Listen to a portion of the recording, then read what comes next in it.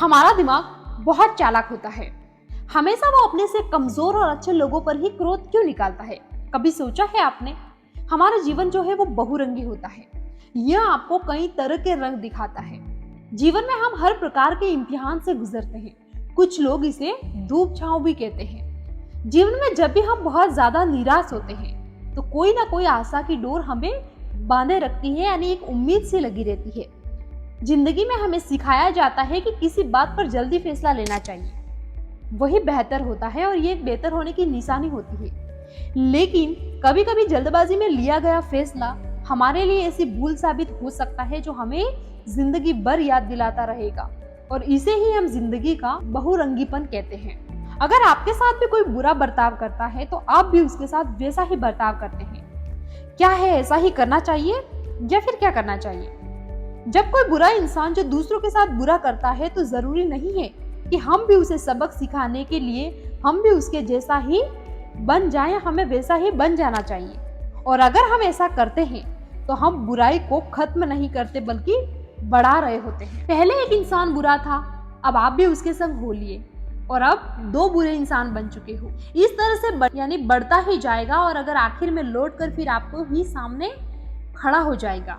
ये इस बात पर निर्भर करता है कि सामने वाला व्यक्ति कौन है, क्या रिश्तेदार है, आपका दोस्त है या कोई अजनबी है। पहले भी कहा है कि हमारा दिमाग बहुत चालाक होता है। हम सिर्फ उन लोगों पर गुस्सा करते हैं जो हमसे ज्यादा कमजोर हैं। जैसे एक पति अपने बॉस का गुस्सा किस पर निकालता है? अपनी पत्नी पर निकालता है या फिर अपने बच्चों पर निकाल देता है। दोस्तों, जो दूसरों के साथ बुरा करते हैं उसके साथ हमें बुरा नहीं करना चाहिए, बल्कि हमें उसके साथ नरम बर्ताव रखना चाहिए। अगर हम भी उसके जैसा ही करेंगे तो हम और उनमें क्या फर्क रह जाएगा? जो बुरा करता है वो उसका कर्म है, भगवान उसको उसका फल देगा और उनकी संख्याओं में हमें शामिल नहीं होना है। मन को शांत रखें, निश्चित ही एक दिन उसका वक्त आएगा। जो दूसरों के लिए बुरा करते हैं वह स्वयं खुद के लिए खड्डा खोद रहे होते हैं और एक दिन उसमें खुद ही गिर जाते हैं। आपको ऐसे लोगों की तरफ से अपना ध्यान हटा लेना चाहिए पूरी तरह से। आप ऐसे लोगों की संगत में रहकर सिर्फ आप अपना समय बर्बाद करते हैं और कुछ नहीं। अक्सर लोग कहते हैं अच्छे लोगों के साथ बुरा क्यों होता है?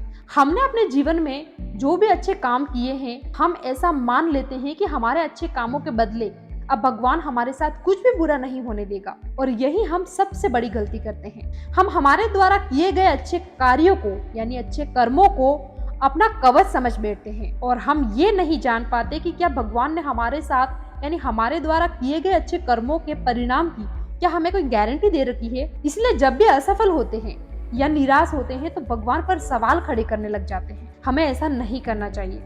इसलिए हमें ऐसी सोच को बाहर निकाल देना चाहिए और अच्छे लोगों के साथ हमेशा ही अच्छा होता है और कभी उन्हें बुराई का सामना नहीं करना पड़ेगा। ये बिल्कुल ही गलत धारणा है, हमें इसे छोड़ देना चाहिए। तभी आप अच्छे जीवन में और पॉजिटिव सोच रख पाएंगे और आगे बढ़ पाएंगे। आप जैसे लोगों की संगत में रहोगे आपके सोचने का जो तरीका है बिल्कुल उनकी तरह हो जाएगा। बुरे लोगों से दूरी बनाए रखें। कुछ ऐसे लक्षण किसी अपने में अगर आपको दिखते हैं तो उनसे तुरंत दूर हो जाएं।